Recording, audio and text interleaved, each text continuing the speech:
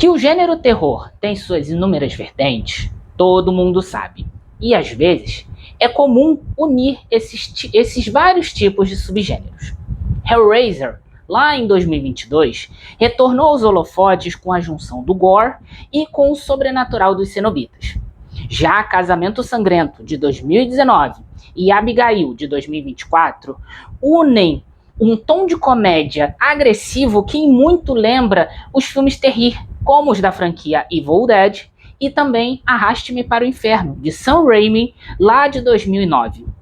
Buscando justamente essa junção inusitada entre comédia, terror de mutilação e uma pitada do trash da década de 80, Elizabeth Banks embarca em uma viagem inacreditável em O Urso do Pó Branco, de 2023. Baseado em uma história inacreditável de um urso negro viciado em cocaína nas florestas da Geórgia, lá nos Estados Unidos, o longa é completamente insano. Afinal, somente um urso drogado poderia ser capaz de tais situações vindas da mente da Universal Studios e disponível também na Netflix. Primeiramente, além, é claro, da história inacreditável que o Urso do Pó Branco proporciona, o filme é simplesmente louco e frenético, como se usasse a própria droga que caiu do avião logo nos seus primeiros minutos. Esse, sem sombra de dúvidas, é um dos maiores acertos de sua direção.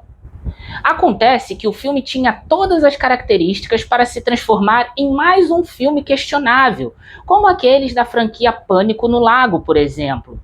Porém, ao abraçar esse lado alucinógeno, é possível rir da sua própria desgraça desde o início. É impossível, claro, não mencionar que a criatura bebe de várias fontes, inclusive Tubarão, de 1975, criado por ninguém menos que Steven Spielberg. Sua trilha sonora e os momentos de aparição de sua criatura não causam terror, mas conseguem encantar pela boa produção técnica. Afinal, o ursídeo em questão é feito completamente em computação gráfica. Não era possível, obviamente, entorpecer um animal desses no mundo real. Essa história de uma criatura assassina é contada de maneira rápida, em seus 95 minutos de duração. E, pela primeira vez em muito tempo, os seres humanos à disposição da fúria animal não são irritantes. Embora grande parte deles seja destroçada e banhe o urso com sangue e mais pó branco.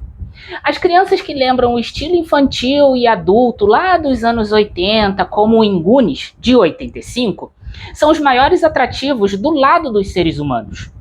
Há também os traficantes atrapalhados que buscam incessantemente o restante do que sobrou das drogas do início do filme. Toda essa cúpula poderia ser completamente desinteressante, até pelo fato de que quem deve brilhar ainda mais é o urso, ou melhor, ursa. Mas, de certa forma, a história humana consegue evoluir sem estragar o longa, como, por exemplo, Godzilla 2, o Rei dos Monstros, de 2019, conseguiu falhar com maestria. Em termos técnicos, a sonoplastia consegue criar momentos de total surrealismo do que um urso fora de suas faculdades mentais pode fazer. Ele é imponente com seu rugido, e a edição é competente em destacar até mesmo os passos da criatura. Os momentos de gore, inclusive, são acima da média, porém na medida certa em O Urso do Pó Branco. Afinal, trata-se de uma comédia absurda com toques de assassinato animal. De forma geral, a direção de Elizabeth Banks consegue transformar essa aventura dando um passo em sua carreira, e isso em todos os sentidos. Há uma tentativa de engrandecer a história com questões de relacionamentos familiares, mas o ótimo trabalho de Banks, na verdade, deve-se à sua criatividade com as cenas.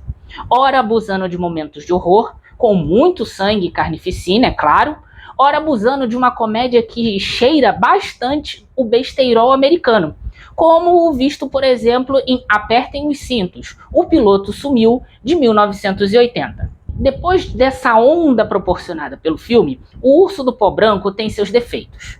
E eles não são poucos, focando-se especialmente na narrativa. O roteiro, assinado por Jimmy Warden, tem um excelente primeiro ato e ótimos momentos no segundo ponto de O Urso do Pó Branco. No entanto, há um vácuo de mais de 30 minutos onde se tenta desenrolar os personagens humanos, criando camadas mais profundas que acabam não funcionando, deixando o urso, o protagonista praticamente, em segundo plano e de maneira desnecessária. Não que os personagens sejam ruins, em especial o núcleo infantil, com o jovem Henry, interpretado por Christian Convery, e a jovem Dee, interpretada por Brooklyn Prince. Porém, eles se tornam menos interessantes quando sozinhos. Agora, quando contracenam com o urso, seja fugindo ou se escondendo, surte um efeito interessante no espectador e uma certa sinergia. Essa brincadeira acaba levando o filme para excessos que fazem parecer que perdeu o rumo depois do abuso completo de entorpecentes.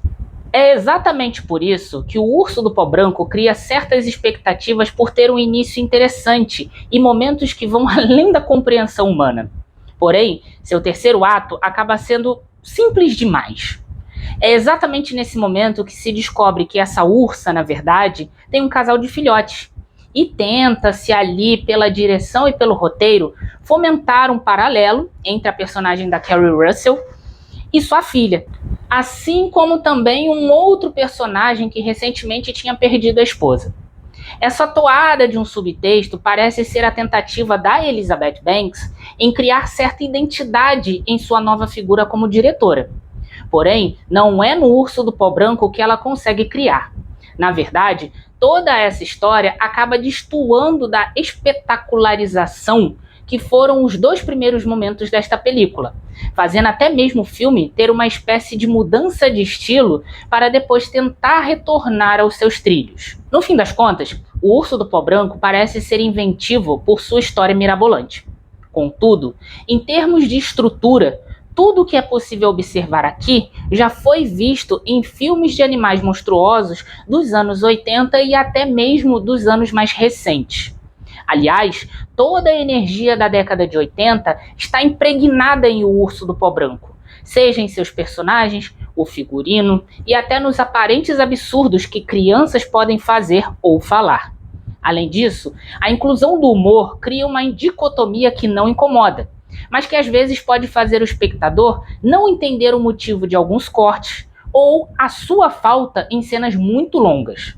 O roteiro brinca tanto com esses 2 gêneros, a comédia e o terror, que parece perder a mão em alguns momentos da edição.